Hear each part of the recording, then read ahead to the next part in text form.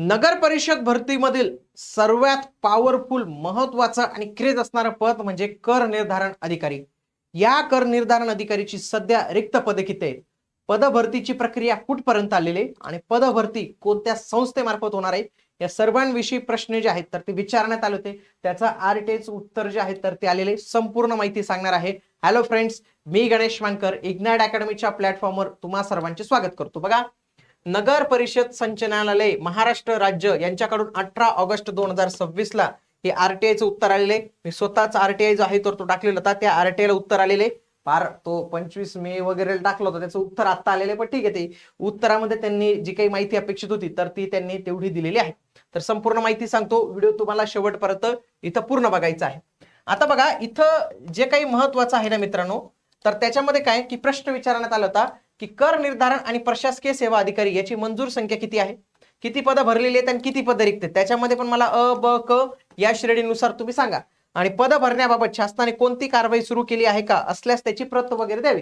काही वगैरे तुम्ही पत्रव्यवहार केलेला आहे का, त्याच्याविषयी तुम्ही मला माहिती द्यावी. आता बघा, याच्या संदर्भात बघा 17/8/2026 म्हणजे एकदम लेटेस्टचं, म्हणजे 17 ऑगस्ट 2026 पर्यंतची त्यांच्या डिपार्टमेंटची स्थिती काय होती याच्याविषयी संपूर्ण माहिती जी आहे तर ती इथं मागितलेली. पदाचं नाव बघा, कर निर्धारण आणि प्रशासकीय सेवा अधिकारी.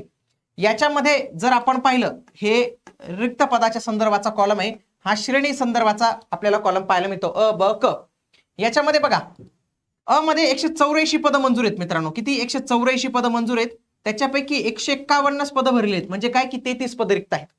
पुढे 730 पदं भरलेली. आता थोडं 730 पदं मंजूर आहेत, 607 पदं भरली गेलीत, 123 पदं खाली आहेत. 1186 पदं मंजूर आहेत, 543 भरली आहेत, 643 पदं जे आहेत तर ते रिक्त आहेत. वाटल्यास पुन्हा मी इथं दाखवतो व्यवस्थित. बघा, गट अ मध्ये जवळपास 33 पदं रिक्त आहेत, ब श्रेणीमध्ये 123 पदं रिक्त आहेत आणि क श्रेणीमध्ये 643 पदं रिक्त आहेत. टोटल 799 आहेत, म्हणजे जवळपास 800 पदं ह्या डिपार्टमेंटचे कर निर्धारणचे रिक्त आहेत. फक्त कर निर्धारण याचे 800 जागा रिक्त आहेत. पण जर याची फक्त 400ची जरी ऍड आली ना तरी विद्यार्थ्यांना खूप छान वाटेल, कारण की खूप चांगलं पद असतं, पेमेंट असतं, जवळ जवळ नोकरी तुम्हाला मिळू शकते. मग अशा पद्धतीने हे जे आहे तर ते असतं. आता मेन जो मुद्दा होता ना, माझा दुसरा प्रश्न काय होता की पदभरतीची कारवाई आहे, त्यांनी काय म्हटलं, काहीतरी जोडले त्यांनी 2 नोव्हेंबर 2022 चा जी आर जोडलेला. आता ह्या जी आरचा तिथं काय संबंध हे काय मला कळालं नाही. त्याच्यात काय म्हटलं की लिपिक संवर्गाची पदं ही एमपीएससी कडे भरण्याबाबत. आता हे काही लिपिक संवर्ग थोडी, हे कर निर्धारणचे. वाटल्यास यांनी 5 मे 2026 चा जी आर जोडायला पाहिजे होता किंवा दुसरं काहीतरी जोडायला पाहिजे होतं.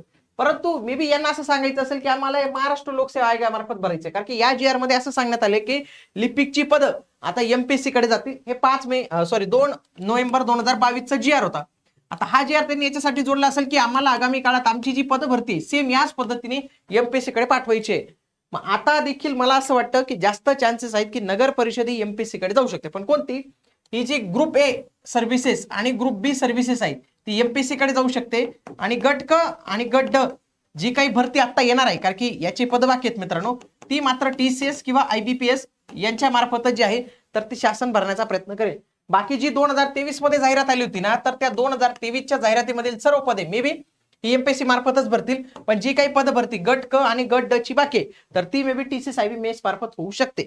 बघा, यांनी काय ऑफिशियली तो उत्तर नाही दिलेलं, परंतु या उत्तरावरून आपल्याला असं समजतं की ते काहीतरी एमपीएससी कडे त्यांचा प्लॅन असू शकतो. अजूनही काही कन्फर्म नाही, टीसीएस घेऊ शकतात काही.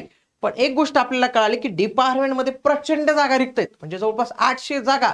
याच्यावर सगळं असं असतं, म्हणजे असं समजा ग्रामपंचायत चालवणारा ग्रामसेवक, तलाठी हा ग्राम महसूलचा एकदम प्रॉपर कर्मचारी, पोलीस डिपार्टमेंटचा पीएस आहे, त्याच पद्धतीने नगर परिषद जे चालवतो ना तर तो माणूस म्हणजे कर निर्धारण अधिकारी. हाच कर निर्धारण 800 पेक्षा जास्त जागा रिक्त आहेत, तर ते कशा चालत असेल. तर बघा, 800 जागा आपल्याला इथे रिक्त पाहायला मिळतात. आगामी काळात याची पदभरती जी आहे तर ते शासनाला करावी लागणार आहे, कारण की एवढ्या डिपार्टमेंट जागा रिक्त ठेवून काही चालत नाही. त्या पद्धतीने ते भविष्यात कारवाई करतील. परीक्षा कोण घेणार आहे अजूनही काही निश्चित नाही मित्रांनो. जास्त चान्सेस आहेत एमपीएससी ही परीक्षा घेऊ शकते, परंतु त्यांना काय लागतं टीसीएस आयबीपीएस ला द्यायला. मागच्या वेळी जी आहे तर ती परीक्षा टीसीएस ते घेतलेली होती, 2023 ची घेतलेली होती. त्याच्या आधी काही 18-19 ला काहीतरी झाली होती वाटते, त्यावेळी पण एमपीएससी ने काहीतरी घेतली होती पूर्व मुख्य करून. हा, बाकी आता जर मी सांगितलं की एमपीएससीच्या संदर्भाचा जो काही 5 मे 2026 चा जी आर जो आहे ना, तर त्या जी आर मध्ये नगर परिषद भरती नाहीये, स्थानिक स्वराज्य संस्थेची एकही भरती नाही आहे. एमपीएससी पण म्हणत नाही आम्ही घेतोय आणि हे पण सांगत नाही आम्ही देतोय, म्हणजे दोघी बाजूतून जे आहे तर ते कोणीच उत्तर द्यायला तयार नाही, म्हणून सध्या काही त्याच्याबाबत हे नाही. पण त्यांनी पेपर नाही कोणाकडे द्यावं, मग आपण अभ्यास थांबून ठेवावा हे कोणी सांगितलं? आपण तर अभ्यास आपला चालू ठेवावा. आणि याच्यासाठी एमपीएससी पॅटर्न नुसारच्या ज्या काही नोट्स आहेत ना मित्रांनो तुमच्या अभ्यासासाठी, त्या सर्व पीडीएफ नोट्स आम्ही तुम्हाला मोफत देतो. मोफत डायरेक्टली प्रिंट काढू शकतात, या पद्धतीने देत आहोत. याच्यासाठी आपली एमपीएससीचे ऍप डाउनलोड करून एमपीएससी कॅटेगरीमध्ये तलाठी बॅच जे आहे तर ते तुम्ही जॉईन करू शकतात.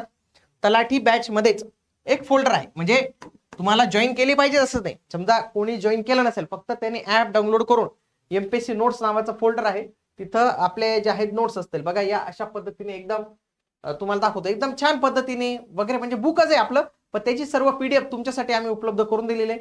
ती पीडीएफ डाउनलोड करा, वाचा, अभ्यासाला लागून जा, कारण की नंतर मग जेव्हा जाहिरात येईल तेव्हा फार कमी वेळ जो आहे तर तो आपल्याला मिळतो. बाकी नगर परिषद संदर्भात काही अपडेट असेल तर तुम्हाला आपल्या याच चॅनलवर जे आहे तर ते मिळणार आहे. भेटूया पुढील व्हिडिओमध्ये, तोपर्यंत जय हिंद, जय महाराष्ट्र, धन्यवाद.